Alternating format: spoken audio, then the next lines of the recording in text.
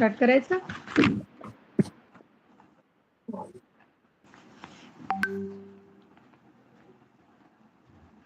नमस्कार. पल पब्लिकेशन वाचन कथामध्ये आज आपण पुन्हा एकदा कालची अर्धवट राहिलेली कथा कंप्लीट करणार आहे. त्या भागामध्ये आपण काय पाहिलं होतं? लग्न मंडपात जबाबदारी अंगावर पेलणारा नारायण कथा आपण ऐकलेली. सखाराम गटने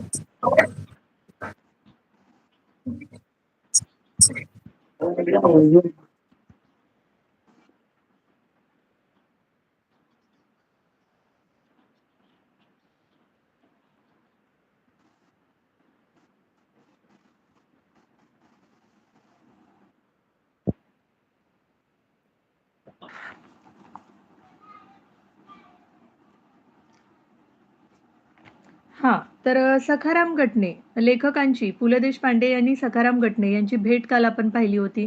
सुरुवातीपासून पहिली भेट आणि त्याच्यानंतर जे मजेदार प्रसंग त्यांच्या दोघांमध्ये जे घडत गेले आणि त्याच्यानंतर आता सखाराम गटने एका महत्त्वाच्या कार्यासाठी किंवा एका महत्त्वाच्या कामासाठी लेखकांना भेटायला आलेला आहे. आता पुढे आपण बघूयात त्याचं काय म्हणणं आहे ते. गटण्याने प्रत्येक पानावर समालोचन लिहिलं होतं. पुस्तकाच्या वाचनाला लागलेला समय रात्री 8:30 ते 1:35. पृष्ठ संख्या 232 पाने. अशा थाटात सुरुवातीचे कॉलम भरले होते. पुढे लेखकाचे नाव, प्रकाशकाचा पत्ता, नाव, किंमत असली माहीत होती आणि मग खाली समालोचन होते. कथावस्तू आकर्षक आहे. पात्र निर्मिती विलोभनीय आहे. कथा नागपूर, मुंबई, लखनौ या 3 स्थळांमध्ये घडते. असा प्रत्येक पुस्तकाचा सुंदर अक्षरात पंचनामा केलेला होता. गटण्याचा हा व्यासंग पाहून मी थक्क झालो. शब्द तर डबक्यावर शेवाळ माजावे तसे माजले होते. नेत्रदीपक काय, आल्हाद काय, मनाची प्रगाढ खोली काय. छे, पोट साफ करायच्या औषधासारखे तोंडातले हे शब्द साफ करणारे एखादे औषध का नाही निघत, या विचारात मी पडलो. शेवटी काहीतरी बोलायचं म्हणून मी म्हटलं, वा, खूप बारकाईनं अभ्यास चालवलेला आहेस. माझ्या जीवनातल्या वाङ्मयीन कालखंडातलं हे शेवटलं प्रकरण आहे. म्हणजे हा मुलगा आता जीव बीव देणार आहे की काय, अशी भीती मला वाटली. कारण असली पुस्तके खाऊन जगणारी मुलं भलत्याच कुठल्या तरी श्रीमंताच्या नुकत्याच गोऱ्या म्हणून सुंदर मानल्या गेलेल्या पोरींच्या प्रेमात पडतात आणि जीव तरी देतात किंवा डरपोक असली तर अँग्री यंग मॅन म्हणून चित्रविचित्र पोशाख करून हिंडतात आणि दुसऱ्याच्या खर्चाने कॉफी हाऊसमध्ये कॉफी पीत भयान दिसणाऱ्या रोडक्या, माफक, मिशीवाल्या पोरींबरोबर घाणेरड्या चित्रातली आणि कवितांतली कला शोधत बसतात. पण गटण्या त्यापैकी कशातच बसण्यासारखा नव्हता. नुसता फटाका फुटल्याचा आवाज ऐकून त्याने जीव सोडला असता. गटणे माझ्यासमोर बसून काहीतरी सांगण्याचा प्रयास करीत होता. पण त्याला पुन्हा एकदा रडू फुटत होते. एकूण चमत्कारिकच प्रसंग होता. शेवटी गटण्याने आपले रडू आवरीत बोलायला सुरुवात केली. मला क्षमा करा. यापुढं मी आपल्याला कसलीही तसदी देणार नाही. म्हणजे मी आमच्या मित्रमंडळीत या घटनेची कधीतरी चेष्टा केली होती आणि ती याच्या कानावर गेली की काय? पण ते शक्य नव्हते. आमचे मित्र आणि गटणे यांचा संबंधच येणे संभवत नव्हते. एक पोलीस प्रॉसिक्युटर, एक मोटारीचे स्पेअर पार्ट विकणारा, कोणी फायर इन्शुरन्स एजंट, तर कोणी मिलिटरीतला कप्तान असल्या माझ्या या कथाकाव्याच्या वाटेला देखील चुकून न जाणाऱ्या निरोगी मित्रात मीच फक्त लेखन कामासाठी होतो. ते जगत होते आणि मी लिहित होतो. आमच्या मित्रांच्या वासाने गटण्याला घेरी आली असती. मी गटण्याची समजूत काढायची म्हणून म्हटले, अरे तसदी कसली? तसं नाही, तुम्ही फार केलंत माझ्यासाठी. वटवृक्षाच्या शीतल छायेत अनेक पांथस्थ येतात. त्याची वटवृक्षाला काय कल्पना? गटाण्याच्या या वाक्याने गटणे नॉर्मलवर आला हे मी ओळखले. मला वटवृक्षाची दिलेली उपमा पाहून उगीचच माझ्या नाकाखाली एक पारंबी लोंबायला लागली आहे असे मला वाटले आणि हसू आले. आपण माझ्या या मुग्ध वाक्याला हसणं साहजिक आहे, पण आपल्या मायेच्या शीतल छायेत बसणं माझ्या नशिबात नाही जीवनात. अरे पण मला या जीवन वगैरे शब्दांची भयंकर दास्ती वाटते. जगण्याला जीवन म्हणावे अशी माणसे 1000 वर्षातून एकदा जन्माला येतात. घटण्याने स्वतःच्या जगण्याला जीवन म्हणजे सशाने स्वतःच्या टाळूला गंडस्थळ म्हणण्यापैकी होते. त्याचे ते जीवनापासून सुरू होणारे वाक्य मध्येच तोडून मी म्हटलं, अरे पण गटणे झालं तरी काय? माझ्या जीवनात आता एक नवं पर्व सुरू होतंय. मुलगा अगदीच हाताबाहेर गेला होता. साइन बोर्ड पेंटरचा हा मुलगा स्वतः जणू काही महाभारताचा नायक असल्यासारखा पर्व-बिर्व म्हणायला लागला होता. कसलं पर्व? काय सांगू? आपले भित्रे डोळे पायाच्या अंगठ्याला लावून गटणे म्हणाला. मग माझी खात्री झाली, की बापाच्या नावाचा बोर्ड रंगवून घ्यायला आलेल्या कुठल्यातरी मोटारीतून उतरणाऱ्या गोऱ्या तरुणीने गटण्याचा खात्मा केला.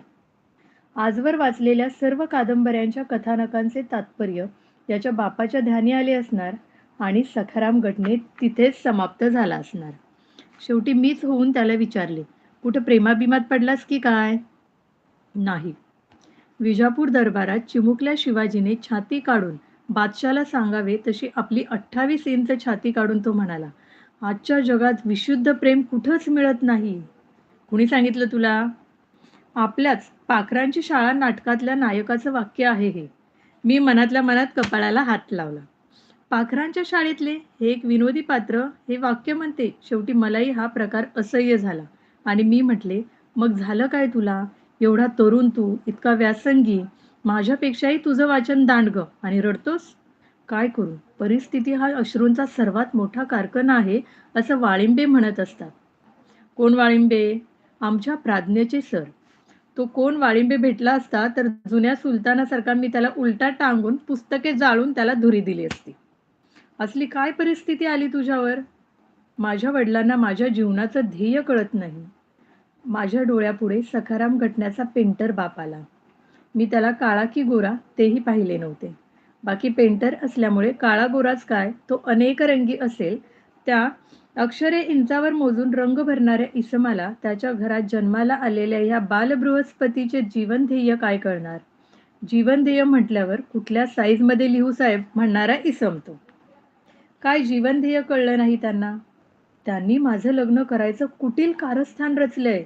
घटण्याचे लहानसे जांभळट ओठ थरथरत होते. अरे, मग कुटील कारस्थान कसलं त्यात? तुला लग्न करायचं नसलं तर नाही म्हणून सांग. तीच विनंती करायला आलो होतो मी. मला माझं काही वाटत नाही जीवनाच्या समरात. पुन्हा जीवन. घटने आता बांध फोडून बोलत होता. जीवनाच्या समरात रक्तबंबाळ व्हायचे प्रसंग यायचेच. अरे, चांगले लग्न ठरवतायत वडील, तर रक्तबंबाळ कशाला होतोस? मला माझं काही वाटत नाही. मी वडिलांच्या आज्ञेनुसार विवाह बंधनात स्वतःला जखडून घेईनही. प्रभू रामचंद्र हा माझा आदर्श आहे. मीही वडील आज्ञा पाळीन. प्रभू रामचंद्राने लग्न झाल्यावर अनुज्ञा पाळली होती हा तपशील गटने विसरला.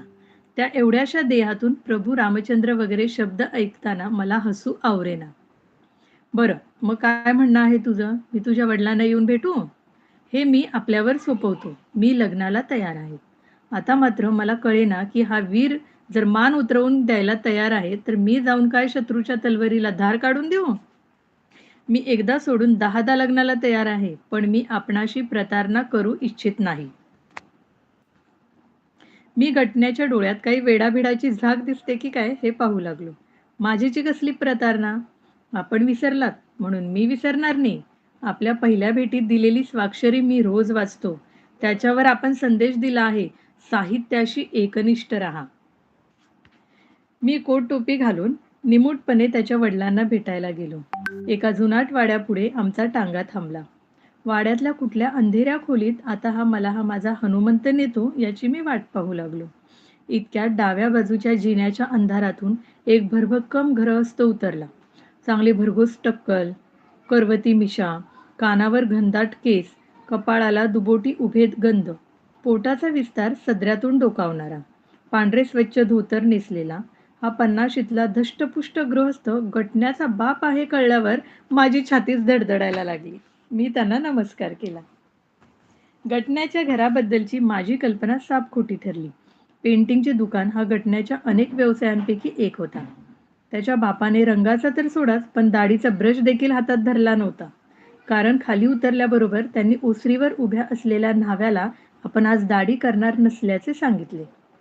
असल्या घनघोर माणसाच्या घरात ह्या साहित्याची मुळी कशी उगवली तेच मला कळेना. "या साहेब," घटण्याच्या बापाने माझे रुंद आवाजात स्वागत केले. "सख्या, आज जाऊन चहा सांग." बिळात उंदीर शिरावा तसा सख्या आत पळाला. अर्ध्या तासाच्या मुलाखतीनंतर पुण्यात घटण्याच्या 6 इमारती आहेत ही माहिती मिळाली. घटण्याच्या घरात म्हाताऱ्या विधवा आत्तेखेरीज बाई माणूस नाही हे समजले आणि ती म्हातारी आता दम्याने हलकी होत चालल्यामुळे घरात बाई माणूस येणे किती आवश्यक आहे हे कळले. त्या वाघासारख्या चेहऱ्याच्या बापाने सख्याची आई त्याच्या वयाच्या 12व्या दिवशी वारल्यानंतर पुन्हा लग्न केले नव्हते. सावत्र आई म्हणजे काय ते साहेब मी स्वानुभवाने जाणतो. तुमच्यासारख्या विद्वान माणसाशी खोटं का बोलू? आजवर 3 बाया ठेवल्या. बोटातल्या पोवळ्यांच्या अंगठीकडे पाहत घटण्याचा बाप म्हणाला, आज आपल्यासारख्यांच्या आशीर्वादानं सारं काही आहे. घटण्याच्या बापाची श्रीमंती आणि माझ्यासारख्याचा आशीर्वाद ही जोडी अजब होती. हे म्हणजे नळाच्या आशीर्वादानं पाऊस पडण्यासारखं होतं. काय वाटेल ते करा, पण पोराला लग्नाला उभा करा. एवढा धिप्पाड माणूस माझ्यापुढे कोकरू झाला होता. मुलगी नक्षत्रासारखी आहे साहेब. सोनगावकर सराफाचं नाव ऐकलं असेल आपण. मी सराफाचं फक्त नावच ऐकतो. हे गटाण्याच्या बापाला सांगण्याचा मोह आवरला. बुधवारात 5 घरं आहेत. एकुलती एक मुलगी, चांगली शिकलेली 4 इयत्ता. शिवाय कुंडली जुळते आहे आणि सख्या काहीतरीच खुळ्यासारखं धरून बसलाय. म्हणे तुम्हाला वचन दिले. छे छे, वर या साहेब. मग 4-5 काळोखे जिने चढून आम्ही सख्याच्या खोलीत गेलो. माझ्या खोलीत पुस्तकांचे एक कपाट होते. सगळ्याच्या भिंती पुस्तकांच्या कपाटांनी भरल्या होत्या आणि भिंतीवर साने गुरुजींच्या शेजारी माझा फोटो होता. त्याच्या खाली थेट माझ्या अक्षरात बोर्ड होता, साहित्याशी एकनिष्ठ राहा. खाली माझ्या सहीसारखी सही होती. सख्याच्या लग्नात मी माझी सर्व पुस्तके त्याला भेट म्हणून दिली. प्रत्येक पुस्तकावर नवा संदेश लिहून दिला होता. साहित्याशी एकनिष्ठ राहा आणि जीवनाशीही. माझ्या हाताने जीवन हा शब्द त्यानंतर लिहिला गेला नाही. सख्या जीवनाशी एकनिष्ठ राहू लागल्याचे वर्षभरात मला कळले. सख्याचे वडील स्वतः चांदीच्या वाटेतून नातवाचे पेढे घेऊन आले. काही वर्षापूर्वी सख्याने प्राज्ञेचे पेढे दिले होते, त्याच्या बापाने नातवाचे दिले. सखाराम गटने मार्गाला लागला. त्याच्या जीवनातला साहित्याचा बोळा निघाला. पाणी वाहते झाले.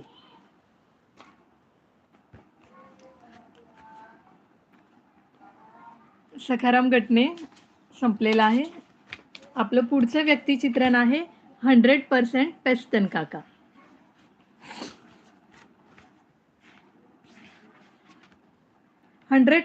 पेस्तन काका. पहाटे मिरजेच्या स्टेशनात गाडी बदलली आणि आम्ही दोघं बेंगळूरच्या गाडीतला आमचा डबा हुडकायच्या मोहिमेवर निघालो. फारा दिवसांनी मीटर गेजचा प्रवास घडत होता. फलाटावर घोळका जमलेला पाहिला. ज्या रीतीने त्या घोळक्यातली माणसं एकमेकांच्या खांद्यावरून टाचा उंच करून खाली डोकावत होती, त्यावरून त्या वर्तुळाकार घोळक्याचा केंद्रबिंदू रिझर्वेशनच्या चार्ट हातात असलेला कंडक्टर असावा हे ओळखले. रेल्वेच्या रिझर्वेशन चार्टवर आपले नाव आढळले की मला जो काही हर्ष होतो त्याची तुलना मी फक्त मॅट्रिक परीक्षेच्या निकालाच्या वेळी बोर्डावर छापील अक्षरात प्रथम माझं नाव पाहिलं त्यावेळी झालेल्या हर्षाशीच होऊ शकेल. शी कंपार्टमेंटा. एस.आर. रेल्वेच्या कंडक्टर साहेबांवरून जागा सांगितली. त्यानंतर मग चुकीच्या बोगीतला सी कंपार्टमेंट पाहणं, तो आधीच भरलेला आहे हे पाहून गोंधळात पडणं, मग आपल्या बोगीचा नंबर शोधायला तो कंडक्टर शोधणं, नित्याचे विधी यथासांग पार पडल्यानंतर 2048 नंबरच्या बोगीतला तो सी कंपार्टमेंट सापडला. आमचे रिझर्वेशन खास इंजिनात झाले तरी प्रथम चुकून आम्ही गार्डाच्या डब्यात शिरून धक्का खाऊन इष्टस्थळी पोचणार त्याला इलाज नाही. प्रवासात दुसरी धाकधूक म्हणजे सहप्रवासी कोण ही. आमच्या कंपार्टमेंटमध्ये आधीच एक वृद्ध पारशी जोडपं येऊन बसलं होतं. डब्यात भयंकर घाण सुटली होती. काय घाण सुटली आहे, माझी पत्नी म्हणाली. घाण मलाही आली होती, पण एंट्रीलाच हे वाक्य टाकावं असं मला वाटलं नाही. अरे गाडी स्टार्ट झाली म्हणजे निघून जाईल समदा घाण. येतो बद्दा रेल्वे जंक्शन मधली स्पेशल घाण हाय. पारशी जोडप्यातले बाबाजी उद्गारले. सकाळचा टाइम हाय, समदा पॅसेंजर सुपडा साफ करून घेते. थोडक्यात घाण म्हणजे काय, घाणीचं कारण, निर्मूलन या संबंधीची सगळी माहिती देऊन बाबाजी मोकळे झाले. काही वेळाने आम्ही चहा कॉफी मागवली. घाणीचा विसर पडला होता किंवा सवय होऊन गेली होती. माझी पत्नी किटलीतून कपात चहा ओतू लागली. Your wife? पारशी बाबाजींनी विचारले. येस, माय वाईफ. आपल्या पत्नीकडे हात करत बाबाजी म्हणाले. आम्ही बुडीला रितसर नमस्कार वगैरे केला. कुठून से आले? पुन्हा से? बुड्ढीने चौकशी केली. होय, मी म्हणालो. तुम्ही कुठून आला? हिने विचारले. आम्ही बॉम्बे सी आले. साला व्हॉट क्लायमेट, साला घाम ने घाम ने घाम, रॉटन साला. घाम या शब्दाचा असा उच्चार केवळ पारशी मुखातूनच निघतो. आपण खुश. भल्या पहाटे साक्षात पारसी बाबाजीच्या मुखातून एकदा नाही तीनदा साला ऐकणं म्हणजे काय मजा आहे, हे पहाट शुचिर्भूत होण्याची वेळ आहे एवढेच ठाऊक असणाऱ्यांना कळणार नाही. जवळ-जवळ कृष्णाच्या तोंडून डायरेक्ट गीता ऐकण्यासारखे. हा पारसी बाबा आपल्याला 7-8 तास लाभणार या आनंदात मी बायकोने मागवलेल्या कॉफीच्या किटलीतली कॉफी माझ्या अर्ध्या भरलेल्या चहाच्या कपात ओतली आणि घोटाळा लक्षात आल्यावर हातीच्या म्हणालो. काय झालं? चहाच्या कपात कॉफी ओतली. कुठल्याही प्रतिप्रमात प्रसिद्धीपरायण स्त्रीप्रमाणे हिने आमचा गाढवपणा जाहीर केला. तुझा हजबंड साला ॲब्सेंट माइंडेड दिसते. बुड्ढ्या पारशांनी कुणालाही साला म्हणावे असा झरतृष्टानेच त्याला हक्क दिला आहे हे मला ठाऊक असल्यामुळे मी तो साला श्रीयुत या अर्थाने स्वीकारला. पण पारशीन काकूंना नवऱ्याचा आगाऊपणा आवडला नाही. त्या म्हणाला, आमच्या हे पण असाच ॲब्सेंट माइंडेड आहे. लोकांना नावं ठेवते, पण आपण एका पायामध्ये ब्राऊन सॉक्स आणि बीजा पायामध्ये काला घालून बाहेर पडते. आमचे वाईफचा ऐकू नको भाऊसाहेब. पारशी बाबांनी मला भाऊसाहेब करून टाकलं होतं. लय वरस पूर्वी आमचा लग्न झाला तेव्हा हे पण नल्ला आणि मी पण नल्ला. म्हणजे नान नान एवढा एवढा. व्हिक्टोरिया घारीमरून हिला घरी घेऊन चालला तेव्हा हे नवी नवरी मला चिमटे काढत होता. ध्यानमाचे? शेवटला प्रश्न म्हातारीला उद्देशून. नवी नवरी नवऱ्याला घोडागाडीतून जाताना चिमटे काढत होती. ही प्रणय क्रीडा मजेदार होती. म्हाताऱ्याकडे खोट्या रागाने पाहत म्हातारी म्हणाली, हा हा ध्यानमाचे. हा होता ते लगनच्या वक्ताला छिक छिक करून चीक काढते होता. ब्राईड ग्रूम गॅरीमध्ये कवा चिकते का? हे पहिलेच असाच मॅड आहे. त्यानंतर बराच वेळ म्हातारीचा वैतागल्याचा मुखानभीनही चालला. मग ती खिडकीबाहेर पाहू लागली. गाडी सुरू झाली. सरत्या भाद्रपदाचे दिवस. सगळीकडे कसं हिरवगार. मधूनच अबीरबुक्क्यासारख्या जमिनीचा काळाभोर पट्टा.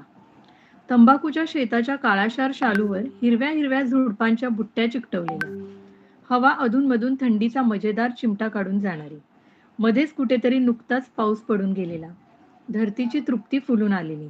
त्या काळ्या हिरव्यात लाल लाल कौलारू घरांचा पुंजका. आगगाडी तब्येतदार मध्यलयीत चाललेली. सोबतीला परिचयाच्या उपचाराची बंधनं झुगारून आपल्या लग्नाच्या वेळी बायकोनेही व्हिक्टोरिया गाडीतून निघाल्यापासून मध्ये मध्ये चिमटे काढले होते हे सांगणाऱ्या व्हिक्टोरिया राणीच्याच जमान्यात वाढलेला पारसी बाबाजी. आणखी काय हवं? काही वेळाने बाबाजीचे नाव पेस्तनजी आहे असं कळलं. माझेही नाव मी त्याला सांगितले. पण त्याने मला जे जे भाऊसाहेब करून टाकलं होतं त्यामुळे शेवटपर्यंत मला तेच नाव स्वीकारावं लागलं. पण खरं सांगा पेस्तन काका, ह्या तुम्हाला अधूनमधून चिमटा का काढीत होत्या? एखादं खट्याळ कार्ट आईची नजर चुकवून तिच्या पुढ्यातल्या डब्यातून लाडू काढताना तिच्याकडे ज्या नजरेनं पाहतं तसं पेस्तन काकांनी पेस्तन काकींकडे पाहिलं.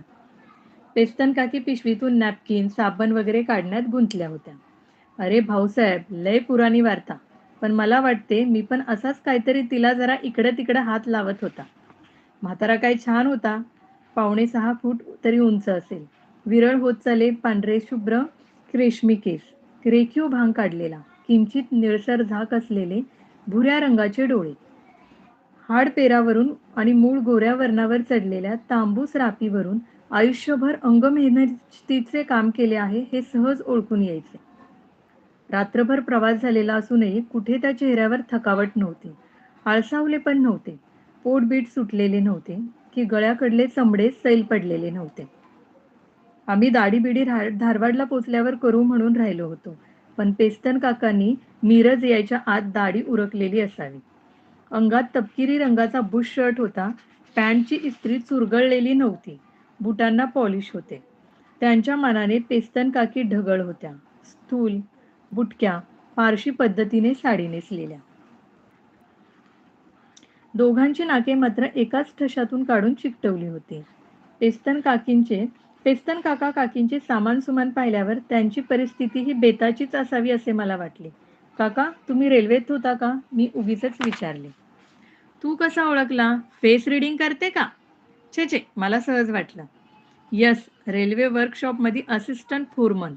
32 वर्ष सर्व्हिस करून रिटायर झाला. म्हणून तर वर्षातून 2 वक्ताला सेकंड क्लासचा मोफत पास. साला आता थर्ड क्लासचाच सेकंड केला. ते डिफरन्स भरला ने फर्स्टमध्ये आला. ते लाकूडचे फल्लीवर रात्रात बसायचा म्हणजे साला हैराण. कुठल्या वर्कशॉपमध्ये? तेच हुबलीला. साला काय टाईम होता. इथून गाडी गुड ओल्ड ब्रिटिश डेजवर येणार हे सांगायला ज्योतिषाची गरज नव्हती. ब्रिटिशांच्या गमनाची आठवण झाली की बुड्ढा पारशी गहिवरलाच पाहिजे. त्याला साहेब मनापासून आवडायचा. संस्थानात वाढलेली माणसं जशी महाराजांच्या टायमाला एवढं म्हटलं की निराळीच होऊन जातात, तसंच हेही आहे. साम्राज्यशाही, सरंजामशाही, वसाहतवाद याच्या फंदात कशाला कोण पडतो? ब्रिटिशच्या टायमाला साली सस्ताई काय? हे पेस्तन काकांचे वाक्य महाराजांच्या टायमाला एका रुपयाला 12 शेर दूध म्हस दारात पिळून तिच्या आईला, कायात काही फरक नाही. हे रेल्वे बघनी समजा सुपडा साप. साला स्पेन्सरच्या दुकानामध्ये रातच्या टायमाला डिनर. साला फुल कोर्स ने क्रोकरी काटा चमचा कसा चकाचक. साला वेटरच्या ड्रेसवर कुठे साला एवढा खबराब डाग दिसला तर डिसमिस. आता तो गार्डचा बावटा बी साला फाटून गेलेला. आमचे वर्कशॉपमध्ये काय पण मशीन बिघडला तर गोरा इंजिनियर अंगावरचा कोटने शर्ट फेकून साला उघडा होईल ने कामाला लागेल. ते आताचा इंजिनियर लोक समजा साला सुब्रमण्यम ने तुझ्या जोशीने कुलकर्णी टाटा हात काळा करायला भीते. समजा चष्मा लावणारा थेरीवाला. प्रॅक्टिस झिरो साला 100% इडियट. पेस्तन काका, तुम्ही पुण्याच्या इंजिनिअरिंग कॉलेजात होतात की काय? ते सगळ्यात जुने कॉलेज म्हणून विचारले. अरे काय सांगू भाऊसाहेब, आपण शाळा पण 5 बुका सिकलाने सोडली. आणि तेवढ्यात आपल्या म्हातारीकडे बोट दाखवून म्हणाले, A1 मॅट्रिक फेल हाय हा, हायली एज्युकेटेड. पेस्तन काकांना मधूनच म्हातारीची थट्टा करायची हुक्की यायची. मग ती म्हातारी देखील दाणे टिपताना कोंबडी जशी मानेची हालचाल करते तशा माना वळवून पुन्हा खिडकीबाहेर बघायची. अरे आपण तर कॉलेज काळा की गोरा ते पण नाही पाहिला. I started as an ordinary worker. साला पहिला मशीन पूस that is the best training. हे तुझ्या इंजिनियर पोरेला कागदावरने बुकात मशीन बघते. साला खरा बघायचा जमानाच गेला. समजा 100% घेलचो दिया लोकच्या जमाना. फारसी गुजराती अपशब्द कोशातली लाडकी शिवी काढून पेस्तन काकांनी आजच्या जमान्याचा सारांश सांगितला. तेवढ्यात गाडीने थोडा वेग घेतला. वा, गाडीनं स्पीड कमी घेतला हा, मी म्हणालो. अरे हे गाडी 30 मैलाची उपर स्पीड नाही घेईल, मीटर गेज आहे नी. साला टर्निंग पण लय हाय. समदा डब्बा गुल होऊन जाईल गाडीच्या. आणि साला कोळसा पण कुठे मिळते पूर्वीच्या जमान्यासारखा. आता मिळते ते कंडम माल. ब्रिटिश गेल्यापासून धरतीच्या पोटात देखील पूर्वीसारखा कोळसा तयार होत नाही हे ठाऊक नव्हते मला. कदाचित आणखीही कारण असेल, भेसळ वगैरे. मी कोळसा हा विषय उगाचच उगाळला नाही. म्हाताऱ्या पारसी बाबाजींची खरी मजा घ्यायची असेल तर त्यांना उगीच विरोध वगैरे करू नये. ब्रिटिश देश केटला मज्जानू तर केटला मज्जानू, भलतीकडे समाज प्रबोधन करायला जाऊ नये. तेवढ्यात पेस्तन काकी 5व्यांदा किंवा 6व्यांदा तोंड धुवून आली होती. खिडकी बाहेर पाहू लागली. माझी पत्नी पुस्तक वाचत बसली होती. मीही पुस्तक उघडून वाचायला लागलो. पेस्तन काकींनीही खिशातून डबी काढून स्वतःच्या नागपुड्यांच्या बोगद्यात तपकीर घुसवली. पुस्तक वाचता वाचता मी मधूनच त्यांच्याकडे पाहत होतो. गप्प बसून राहणे त्यांना अवघड जात होतं. कंपार्टमेंट शांत होता. मधूनच पेस्तन काका पेस्तन काकीला पारसी गुजरातीतून काहीतरी विचारित होते. काकी 1-2 शब्दात उत्तर देत होत्या. काकी एकूण त्या प्रवासाला वैतागलेल्या होत्या. मधूनच असा सुस्कारा टाकायच्या. टॉवेल, साबण घेऊन बाहेर जायच्या. त्यांचं ते पुन्हा पुन्हा टॉवेल, साबण घेऊन बाहेर जाणं माझ्या ध्यानात आलेलं पाहून काकी गेल्याची खात्री झाल्यावर पेस्तन काका मला न विचारताच म्हणाले, "ते सारखा साबण लावून तोंड धुते, आदत आहे. तिला वाटते ना की नाही धुतले तर काली पडेल. ते पण जरा इस्क्रू ढिल्लाच आहे. But she is a very good girl हा भाऊसाहेब. जरा आपल्यावर आवाज चढवू दे, डोका जरा गरम आहे, आपण एकदम रेफ्रिजरेटर. 60 years married life. म्हणजे तुमचं वय काय? 78. अरे लग्न झाला तेव्हा 18 वर्षाचा पोऱ्या होता ने ती 10 वर्षाची. पर ते जमानामध्ये 10 वर्षाची पोरगी पण साला 16 वर्षाची दिसत होती हा. काही वेळ पुन्हा मी पुस्तकात डोके घातले.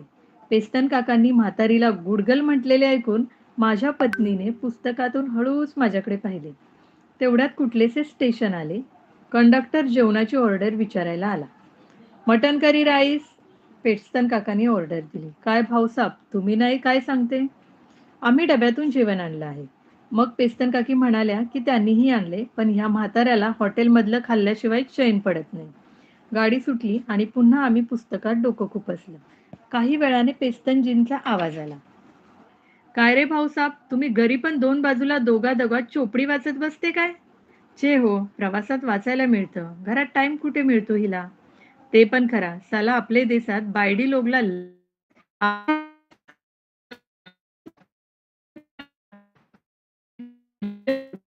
मध्ये 78 इयर्स अगो. मग पेस्तन काकांनी थोडक्यात आपली जन्मकथा सांगितली. त्यांचे वडील बहुधा नसरवांजी वगैरे नसतील. ते प्रथम हुबळीला आले. ते वक्ताला समदा ट्रॅव्हल घोडेच्या टांगामध्ये. रेल्वे मग आला MSSM, Madras and southern Maratha. पोरे लोक त्याला मोस्ट स्लोली मुव्हिंग म्हणून MSM बोलत होता. आता समदा रेल्वेच्या SROने NROने CR होऊन गेला. समदा चोर बाजार साला. साला नाम बदलला म्हणून काय सुधारते काय? महालक्ष्मी एक्सप्रेसने सह्याद्री एक्सप्रेसने सुब्रमण्यम एक्सप्रेस. पेस्तन काका सुब्रमण्यम या शब्दाचा ऐकून फलाना ठिकाणा या अर्थी वाक्याचा उपयोग करत होते. आता तूच सांग भाऊसाब, महालक्ष्मी एक्सप्रेस म्हणजे महालक्ष्मी रेस खेळायला बॉम्बेला जाणारा की एक्सप्रेस के कोल्हापूर महालक्ष्मी बघायला जाणारा, ते कसा ओळखायचा? ब्रिटिशच्या टायमाला कसा Bombay mail, Madras mail, Calcutta mail, मग माहिती पडायच्या. आता कोण सुब्रमण्यमला बॉम्बेला जायच्या तर ते कुठली गाडी पकडेल सांग नी. पण पूर्वी सुद्धा तुफान मेल होती ना. अरे साला काय ट्रेन होती, तू कवा बसला होता की? साला खरोखर तुफान. ते पहिले टाइमच्या कोलसाच चांगला. ड्रायव्हर लोक पण अँग्लो इंडियन ने ख्रिश्चन पारसी. हे असला सुब्रमण्यम नव्हता हा. आता तर तुमच्या ब्राह्मण टाट्या कुलकर्णीने बाबूराव लोक ड्रायव्हर. ते गाडीच्या बॉयलर पेटवायच्या काय की बिडी पेटवायच्या हाय. साला मुसलमान फायरमॅन. एक शॉवेल कोलसा असा मारेल ते बॉयलरच्या पेट लाल लाल लाल. तो कोलसा पण तसाच होता. 3-3 फायरमॅन इंजिन, पण शू मज्जानं होतं. आमच्या संभाषणाच्या गाडीचे रूट सटासट बदलत होते. चिक्कोडी, पाच्छापूर, सुरढाण वगैरे स्टेशनं मागं टाकली जात होती. ए भाऊसाब, तू सिगरेट लय ओढते हा. आपण कवा सिगरेट, पान तंबाखू, विस्की पिस्की ड्रॉप पण नाही घेतला. चला बॅड हॅबिट. हा बॅड हॅबिट्स आणि हे नाकामध्ये तपकीर घुसवतो ते विसरला. पेस्तन काकींनी नवऱ्याची दिंड काढली. लग्नाच्या हॉलमध्ये 60 वर्षापूर्वी दस्तूरजीची नजर चुकून नाकात तपकीर कोंबून शिंकल्याचा राग अजूनही टिकून असावा. अरे माणसाला पण एक नालसारखं हॅबिट पाहिजे नाही का भाऊसाब? पेस्तन काकांचे एक बरे होते. स्वतःच्या बोलण्यात कुठे विसंगती वगैरे आहे की नाही याचा ते फारसा विचार करत नव्हते. पण पेस्तन काकींनी त्याची तपकीर काढल्यानंतर माझ्याकडे पाहून डोळे मिचकावून ते थोडा वेळ नव्या विषयांतराच्या विचारात चूप बसले. मी पुन्हा पुस्तकात डोके खुपसले. तू योगासन करते काय भाऊसाहेब? त्याच्या या प्रश्नाने मी दचकलो. योगासने? योगासनांना आपला विरोध नाही. माणसे आपली नाके आपल्याच गुडघ्यावर टेकवताना किंवा अंगठे टाळूला लावताना किंवा खांबाला वेल लपटावी तसे आपलेच हातपाय आपल्याच शरीराभोवती लपेटताना पाहिलं की मला आश्चर्यच वाटतं. स्वतःच्या शरीराचा असा धोत्राचा पिळा करून टाकलेल्या योगासनाविषयी मला अतोनात आदर आहे. पण मी स्वतःला असा पिळून काढीत चटईवर बसलो आहे, हे चित्र माझ्या मनःचक्षूपुढे मला आणता येणार नाही. हे जवळ-जवळ सतपाल पै मी यांची खासबागेच्या कुस्त्यांच्या फडात निकाली कुस्ती लागली असून, मी सतपाल पैलवानाच्या जांघ्यात बोटे खुपसून त्याला आडवा केला आहे, हे चित्र डोळ्यापुढे आणण्याइतके अशक्य आहे. त्यामुळे पेस्तन काकांचा तो प्रश्न मी किंवा मध्ये सोडून देऊन दुसऱ्या प्रश्नाची वाट पाहायला लागलो. योगासने प्राणायाम. मी रोज 1 घंटा योगासन करते. आपल्याला कव्वा पण ताप नाही, ब्लड प्रेशर नाही, काय नाही. बघ ना, 78 पण माझे डोळेला चष्मा आहे? अजिबात नाही. योगासन कर. हिंदू फिलॉसॉफी वाचते का? वाचतो थोडी-थोडी. एकदम हाय क्लास. रामकृष्ण परमहंस आणि विवेकानंद. साला काय एक-एक माणूस. डिव्हाइन. आजकालचे हे बाबा ने ते बाबा, साला ऑल जगलर्स, जादू करते. विवेकानंदांनी तर अमेरिकन लोकांचा सुपडा साफ केला. फक्त ब्रदर्स अँड सिस्टर्स बोलला. बास. साला 10 मिनिटं क्लॅपिंग. आपण त्याच्या 4 व्हॉल्यूम वाचला आहे. राजयोग नि भक्तियोग. आपण कवा घोडेचा रेस नाही, दारू नाही, असला शोकच नाही केला. बस फिलॉसॉफीचा बुक घेऊन बसते. विवेकानंद शिवानंद साला 100% डिवाइन. मला फिलॉसॉफीच्या भानगडीत शिरायचे नव्हते. रूळ बदलावे म्हणून मी विचारले, "हुबळीला कुठे राहता?" पेस्तन काकांनी कुठलाही पत्ता सांगितला असता तरी काहीच फरक पडणार नव्हता. कारण हुबळी या शहराबद्दल मला ती एक बाजारपेठ आहे आणि तिथे गंगूबाई हनगल राहतात या उपर काहीही माहिती नव्हती. "तू कवा हुबळीला आला नाही?" "नाही." "अरे, हुबळीला सिद्धारूढ स्वामी होता. 100% गॉड. त्याच्या मठमध्ये भजन ऐकायला जात होते आम्ही. मने भजन बहु मज्जानू लागे." मनापासून काही सांगायचे झाले की पेस्टन काका मराठीची मोडतोड थांबवून एकदम पारसी गुजरातीवर यायचे. "तू कवा शिर्डीला गेला आहे के?" "नाही," मी म्हणालो. पेस्टन काकांना एकूण भस्मीभूत, जगद्गुरू, योगीराज वगैरे मंडळींबद्दल आकर्षण दिसले. "ते साईबाबा होता ते एकदम 100% गॉड." पेस्टन काका हे पर्सेंटेज कसे काय काढत होते देव जाणे. लोंढ्याला गाडी थांबली. जेवणाचे ताट आले. आम्ही आमचे डबे उघडले. पेस्तन काकींनी डब्यातून जेवण आणले होते. पेस्तन काकांनी मला प्रश्न केला, "भाऊसाहेब, मटण-बिटन खाते का?" पेस्तन काका आध्यात्मिकातून एकदम आधिभौतिकात उतरल्यामुळे मलाही हायसे वाटले. मग मी पारसी धनसाक या विषयावर 2 शब्द बोललो. पेस्तन काकांच्या पुढ्यात थाळी आणून ठेवणाऱ्या वेटरचा पोशाख आणि पाणी यांचे नाते केव्हाच तुटलेले होते. ब्रिटिश जमान्यामध्ये हे असा ड्रेस असता तर ह्याच्या नेमकी कुठे लाथ बसली असती, त्या स्थानाचा पेस्तन काकांनी स्वच्छ उल्लेख करून समोरची थाळी न्याहाळली. थाळीत भाताचा ढीग, डाळ, भाजी, चपात्या, पापड असा निरामिष थाट होता. "हे काय, आपण मटन करी राईस मागवलं होतं ना?" "ओ, कोटिरी में मटन है, बाकी व्हेजिटेरियन होता है." कळकट शिरोमणी वेटरने खुलासा केला आणि तो अदृश्य झाला. "अरे चालते. आपल्या फूड जे फूड येते तेच खा, असा भगवानचा विष असते." 5-10 मिनिटात पेस्तन काकांनी भगवानच्या विषला मान देऊन अख्खी थाळी साफ करून घेतली. त्यातले काही घ्यायचा ते पेस्तन काकींना आग्रह करत होते, पण पेस्तन काकींनी घरून येताना आणलेल्या सोवळ्यातल्या कटलेट्स आणि चिकन सँडविच शिवाय कशाला हात न लावण्याची प्रतिज्ञा घेतलेली दिसली. आम्हालाही आग्रह करून एक कटलेट आणि सँडविच दिलं आणि हिने दिलेल्या तिखट मिठाच्या पुऱ्या स्वीकारल्या. पेस्तन काकांनी मात्र स्वतःच्या थाळीबरोबर हेही अन्न पूरक पोटात दडपले. गाडीने लोंढा सोडल्यावर म्हातारबुवा 2-3दा शौचालयाच्या दिशेने जाऊन लगेच परतले. "साला घंटा घंटा हे लोक टॉयलेटमध्ये कसाला बसते, गॉड नोज." काही वेळाने पुन्हा त्या दिशेला गेल्यावर मलाही शंका आली म्हणून मी त्यांच्या मागून गेलो. पेस्तन काका हातात चेहऱ्याने दार उघडायची वाट बघत बसले होते. मी सहज दाराला लाथ मारली आणि दार उघडले. आत कुणी नव्हते. दार घट्ट बसले होते. "हाच साला, मी पण गेलचो दियाच साला," म्हणत पेस्तन काका आत गेले. मी कंपार्टमेंटमध्ये परतलो. काही वेळाने पेस्तन काका परतले आणि जणू काही मी फार मोठा चमत्कार करून आतल्या माणसाला अदृश्य करून त्यांना जागा करून दिल्याची घटना पेस्तन काकींना सांगितली.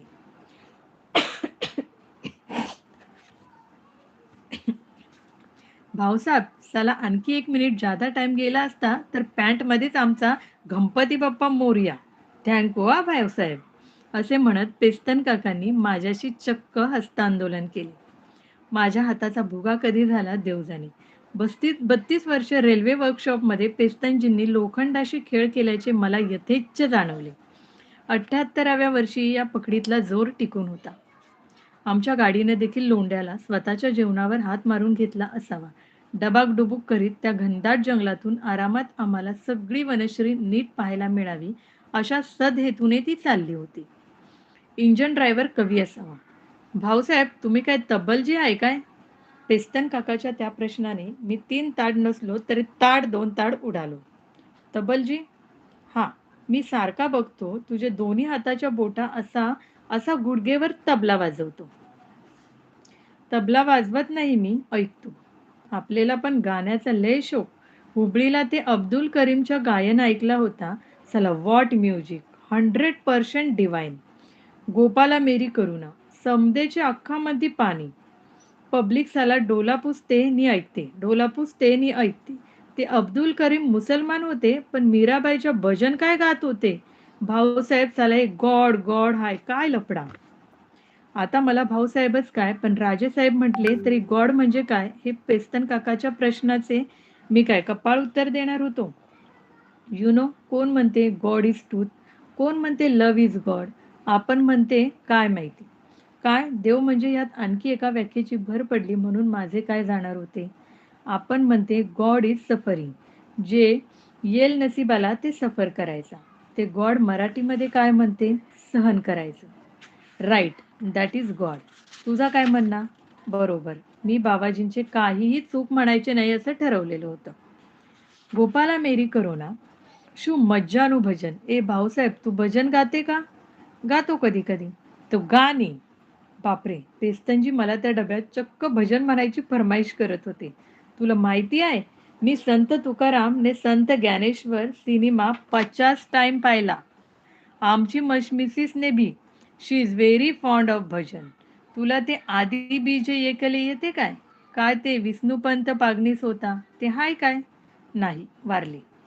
तुला सांगते ते वैकुंठमध्ये असेल, sitting next to God. 100% Tukaram.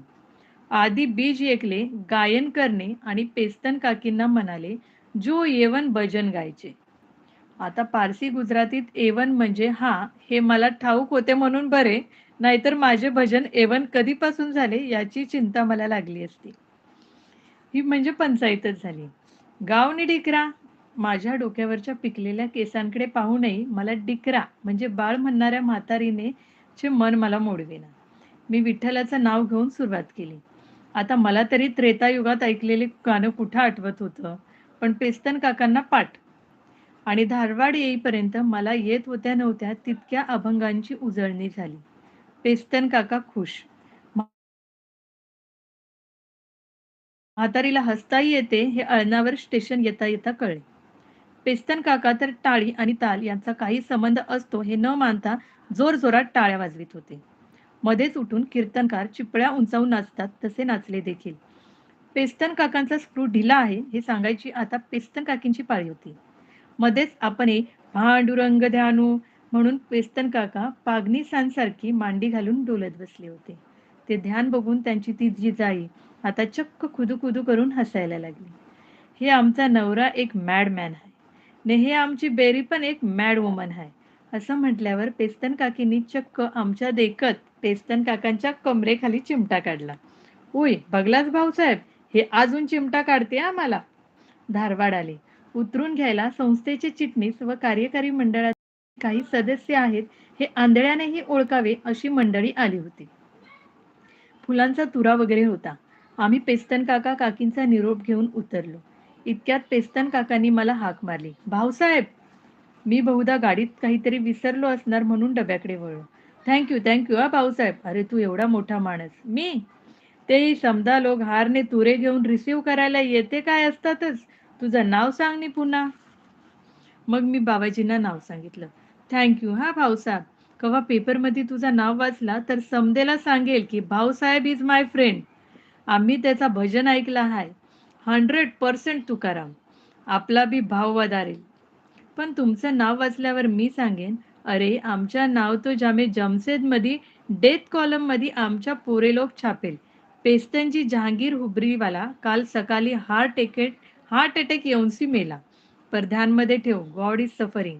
आमचे बायकोचा चिमटा असते तसा ते चिमटा म्हणून दुखते आणि बायकोचा चिमटा म्हणून मज्जा पण वाटते. Good bye.